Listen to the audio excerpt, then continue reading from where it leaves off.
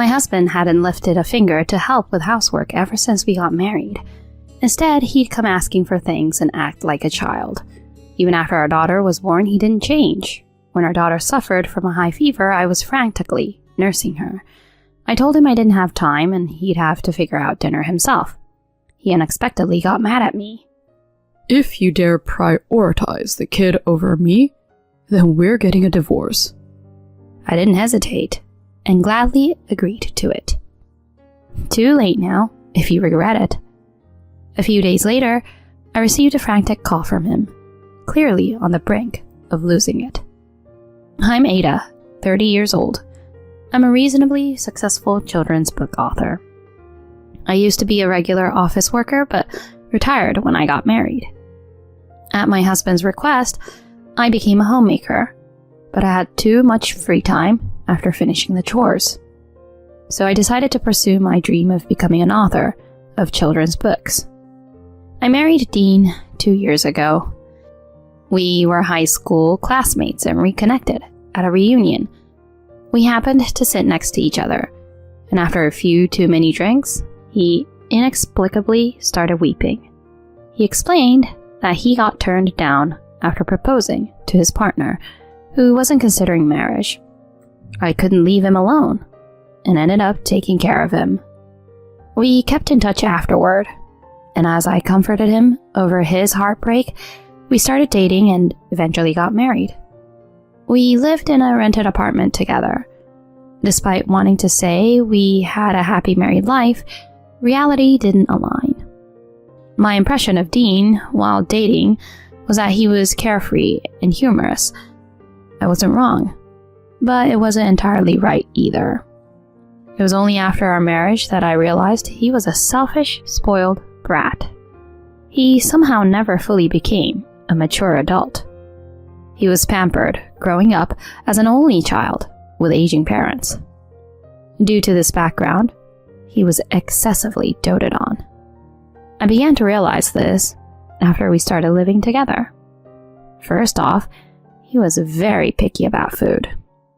Whenever I served fish for dinner, he always asked me to remove the bones and flake the meat for him. When he first asked, I thought he was joking. I never thought someone in their late 20s would seriously ask for such a thing. Since then, I always prepared the fish as he preferred. It was honestly a hassle, but if I didn't, he'd just leave the entire fish uneaten. Also, he was a fervent vegetable hater. He could manage potatoes and pumpkins, but he hated bell peppers, cucumbers, carrots, and onions, saying they smelled too grassy. I had to finely chop them for cooking, which was quite tedious. Additionally, he made a mess in the bathroom by leaving clothes scattered everywhere. He didn't even bother to fold them or gather them in one place. I ended up collecting his scattered clothes every time. I had asked him to put them in the laundry basket, but his behavior never changed. Moreover, he asked me to prepare his roomwear and towels for him. Even when I asked him to do it himself, he was reluctant and avoided it. If I left it, he wandered around the house in his boxer shorts. He lacked a sense of shame and even answered the door like that. So, during his shower, I reluctantly prepared his clothes for him. An irresponsible man like that could never hold jobs for long. Whenever he felt a little unwell or tired, he called in sick. Even if I were the boss, I'd fire him. Plus, he wasn't able to handle criticism. A small reprimand from his boss, and he immediately quit the job. His salary decreased with every job change. Luckily, my work was going well. I was getting orders from publishers, and my royalty was increasing. So, I didn't have many complaints about our living expenses. However, because I was making money, he no longer felt any urgency to work. He was under the impression that it was all good if he slacked off at work. Whenever he had time, he just played games on the phone. He spent money on in-app purchases, even if he didn't have any allowance left. I don't mean to say playing games was bad, but he bothered me that he kept spending on unproductive leisure when he wasn't making much. Hey, I found a receipt in the trash can. Did you spend on your games again? You bought something just the other day. We agreed that you'd limit your monthly spending to $30, right? When I scolded him, he shrugged it off. Don't get so mad. I just really wanted that limited time item. I'll try not to spend next month. He'd casually apologize, but he never kept his word. He was a grown adult, so why couldn't he manage money sensibly? He seemed to remain a handful no matter his age. It was like I was his mother rather than his wife. Initially, I found his reliance cute and charming, but soon it became nothing but frustrating. I was stuck in a state of annoyance, but unable to take the step towards divorce, so I was troubled. Then, I found out about my pregnancy. Dean was thrilled with the news. I was genuinely happy about having a baby and had some hopes too. Maybe, if he became a father, he'd finally grow up a bit. But, to cut to the chase, my expectation was too optimistic. During my pregnancy, his selfishness didn't improve. Even while I suffered from morning sickness, he'd ask for food and laundry to be done. When I asked him to take care of things for me, he complained, saying it was the housewife's job. He didn't even help carry heavy bags when we went shopping. He was engrossed in his phone, playing games while I struggled with the shopping bags. And worst of all, when he saw my growing belly, he uttered hurtful words like, "Disgusting," and, "I can't see you as a woman." He had no regard to whose baby I was carrying. Despite being a father-to-be, his indifferent attitude made me lose my affection for him rapidly. Eventually, I gave birth to a healthy baby girl named Irene. After childbirth, I went to stay with my parents for a while. I gave some money to Dean and asked him to manage on his own. My parents were excited to have me and the newborn and urged me to take it easy. I indulged in their advice. But just 2 days later, I got a message from Dean asking me to cook for him. Turns out, he had blown all the money I gave him on in-game purchases. I was truly astounded by that, so I told him to figure it out himself. To everyone's surprise, he started coming to my parents' house every day to eat. He chowed down without restraint and didn't even bother to clean up after the dishes, let alone show appreciation to my parents. My parents were giving him the side eye despite him being my husband. I was utterly embarrassed by him. Even after becoming a father, his spoiled attitude hadn't changed at all, and I was still taking care of everything. There were other things that bothered me too. He started acting suspiciously. For instance, he claimed to have work-related dinner or overtime more frequently. When he returned, he smelled like soap and didn't let go of his phone. He grinned while staring at it, which creeped me out. I suspected he was cheating, but I let him be. I was fed up with him, to the point that I didn't even care about getting jealous. Then one day, Irene caught a bad cold with a high fever. She woke up crying in the morning, and her face was all red. Since it was a weekend, Dean was at home. I hurriedly prepared to take her to the doctor and asked him to drive. His reply was outrageous. "Oh no, I can't today. I have plans to meet friends. It's a long-standing arrangement, so I don't want to cancel at the last minute." Are you kidding me? Irene has a high fever. As her dad, you should prioritize her. "You're overreacting, you know. She's already won, so she'll be fine in no time. Just lay her down in bed." I was speechless at his prioritizing his matters over a serious issue concerning our child. Irene's cries brought me back to reality. While we argued, her condition was worsening. I didn't have time to waste. I immediately called a car service and headed to the clinic. The doctor diagnosed her with a viral cold and assured me she'd recover soon with medications. After having an IV treatment, we returned home late afternoon. Then I managed to get her to sleep after giving her medicines. I was busy looking after her, so the house was a mess. I was too exhausted and planned to clean up the next day when I had more energy. Just as I took a break, Dean returned home. He glanced at the room, frowned, and started complaining. Hey, what's up with this mess? Can't you even clean even though you're a stay-at-home? And where's my dinner? Fed up with his selfish complaints, I couldn't hold back and retorted harshly. I just came back from the doctor a little while ago. Can you see that I was busy?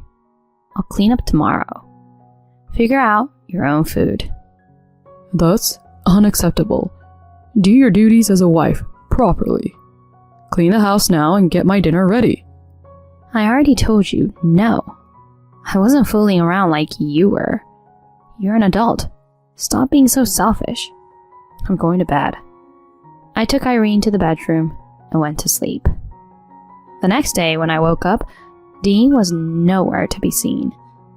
I felt it was convenient not to face him. Late that night, when he returned, he showed me a printout of a petition for divorce form. I'm divorcing you for prioritizing our kid over me. Pack your things up and get out of here. Staring me down, he triumphantly declared. It was ridiculous for him to easily bring up divorce just because he didn't like my attitude. I never thought he was that stupid. But in fact, it suited me just fine. Sure, let's do that. I quickly agreed and started packing my belongings. He looked puzzled by my calmness, but didn't stop me. Give me a few days to find a lawyer. I placed Irene in a pram and left the apartment I shared with Dean. On my way to my parents' place, I struggled to suppress a smile on my face. Too late, even if he regrets it now. He was on the brink of plunging into a living nightmare. Several days later, Dean, in a half-crazed state, showed up at my parents' house. He aggressively confronted me. What the hell did you do? You owe me an explanation. According to him, he received a notice from the management company that the rent was overdue. He also couldn't make utility payments from his account. Furthermore, he couldn't use his card for shopping. I gave him a cold stare while he was yelling and fussing. Let me ask you, what made you think that you could freely use my money as you did before? We're getting divorced, so it's obvious that access to my bank accounts and cards would be stopped. From now on, pay your rent and utilities yourself. What? Don't act so selfish. Because you weren't taking care of me, we're getting a divorce. At least, pay me alimony. To his ridiculous retort, I snapped back. You're the one who's going to pay alimony. You were cheating on me. He went pale for a moment and tried to play it off. What are you talking about? Of course, I wasn't letting him off the hook. You're planning a trip with your girlfriend, right? And you promised her to buy a designer's bag. What's her name? Mary, is it? You seem to be quite smitten, inviting her to our apartment. I had set up baby cams in Irene's room. I kept quiet about it to him because I thought he was going to object, saying it was a waste of money. On those cameras, I saw him having Mary over and getting cozy. He was even making promises for a trip and an expensive bag. So, I have solid evidence. You're the guilty party, so I'll be demanding alimony and child support. He turned completely pale and immediately dropped to his knees, begging for forgiveness.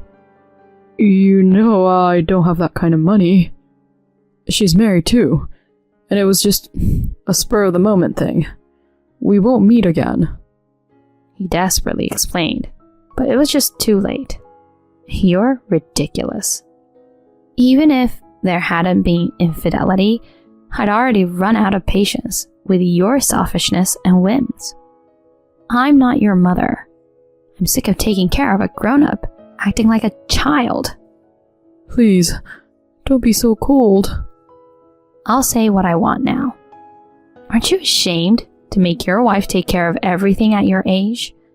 I can't live with someone who prioritizes their own stuff over a child's high fever. Upon hearing that, he flushed red and exploded.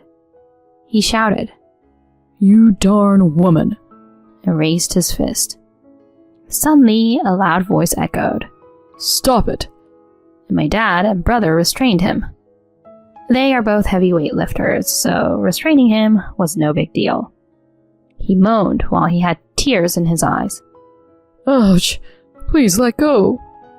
After he tried to use violence against me, seeing him cry over this was truly pathetic.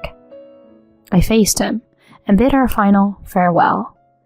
Don't ever show up in front of me again. Let's handle everything through lawyers from now on. You might struggle to handle a grown-up situation since you're not very mature. Then he was forcibly kicked out by my dad and brother. Afterward, I demanded alimony and child support through my lawyer. He borrowed money from a bad source and paid it all at once. I also went after his girlfriend, Mary. Honestly, I don't hold much grudge against her about the infidelity. If anything, I feel thankful for her being the trigger for a divorce. But in the footage from the camera, she mocked my appearance and called Irene ugly like her mom. That angered me, especially mocking my daughter, so I decided to punish her properly. I sent the footage on the baby cams to her husband, and they ended up divorcing as well. She blamed Dean, and they parted ways after a fight. Dean, chased by debt collectors, is now working deep sea fishing in the cold northern sea. It seems it'll take a while for the debts to be paid off. As for me, I'm doing my best juggling work and parenting as a single mother. Irene's adored by my family and growing up healthy. My children's books are doing well, and it's been decided they'll be serialized in the future. There might be tough times ahead, but I'm determined to overcome them without giving up.